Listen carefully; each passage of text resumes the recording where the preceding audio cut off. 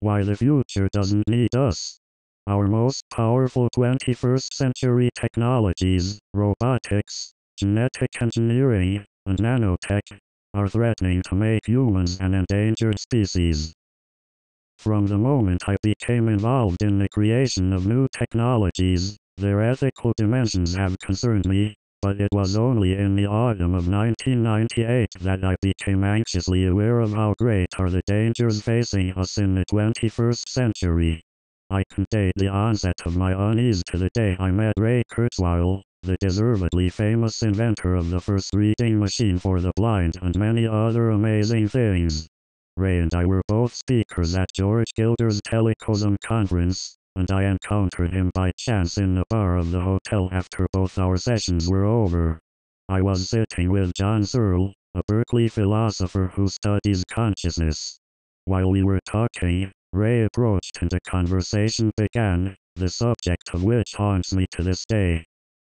I had missed Ray's talk and the subsequent panel that Ray and John had been on, and they now picked right up where they'd left off, with Ray saying that the rate of improvement of technology was going to accelerate and that we were going to become robots or fuse with robots or something like that, and John countering that this couldn't happen, because the robots couldn't be conscious.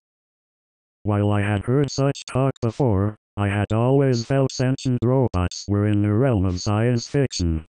But now, from someone I respected, I was hearing a strong argument that they were a near-term possibility.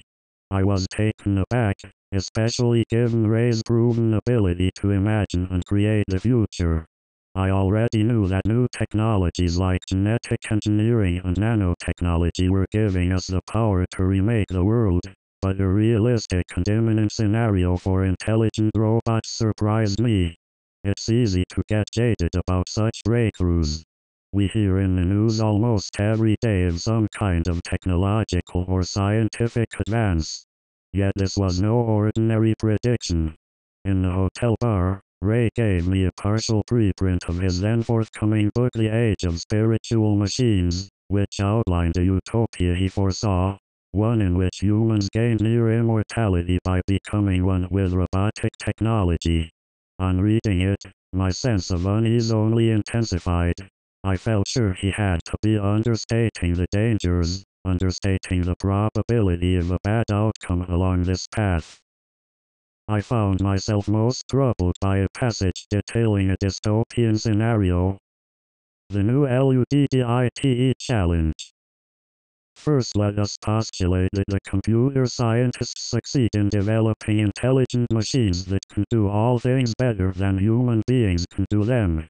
In that case, presumably all work will be done by vast, highly organized systems of machines and no human effort will be necessary. Either of two cases might occur. The machines might be permitted to make all of their own decisions without human oversight, or else human control over the machines might be retained. If the machines are permitted to make all their own decisions, we can't make any conjectures as to the results, because it is impossible to guess how such machines might behave. We only point out that the fate of the human race would be at the mercy of the machines. It might be argued that the human race would never be foolish enough to hand over all the power to the machines. But we are suggesting neither that the human race would voluntarily turn power over to the machines nor that the machines would willfully seize power. What we do suggest is that the human race might easily permit itself to drift into a position of such dependence on the machines that it would have no practical choice but to accept all of the machines' decisions. As society and the problems that face it become more and more complex and machines become more and more intelligent, people will let machines make more of their decisions for them, simply because machine-made decisions will bring better results than man-made ones. Eventually a stage may be reached at which the decisions necessary to keep the system running will be so complex that human beings will be incapable of making them intelligently. At that stage the machines will be in effective control. People won't be able to just turn the machines off, because they will be so dependent on them that turning them off would amount to suicide. On the other hand, it is possible that human control over the machines may be retained. In that case, the average man may have control over certain private machines of his own, such as his car or his personal computer, but control over large systems of machines will be in the hands of a tiny elite, just as it is today, but with two differences.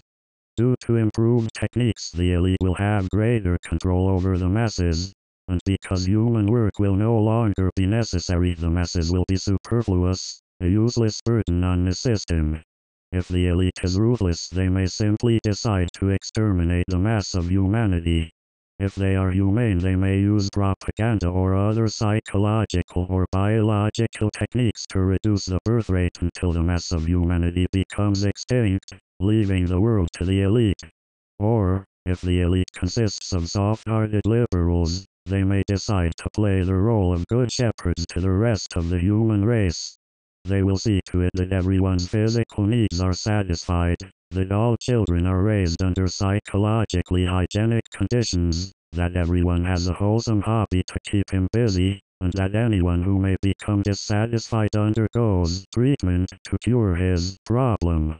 Of course, life will be so purposeless that people will have to be biologically or psychologically engineered either to remove their need for the power process or make them sublimate their drive for power into some harmless hobby. These engineered human beings may be happy in such a society, but they will most certainly not be free. They will have been reduced to the status of domestic animals.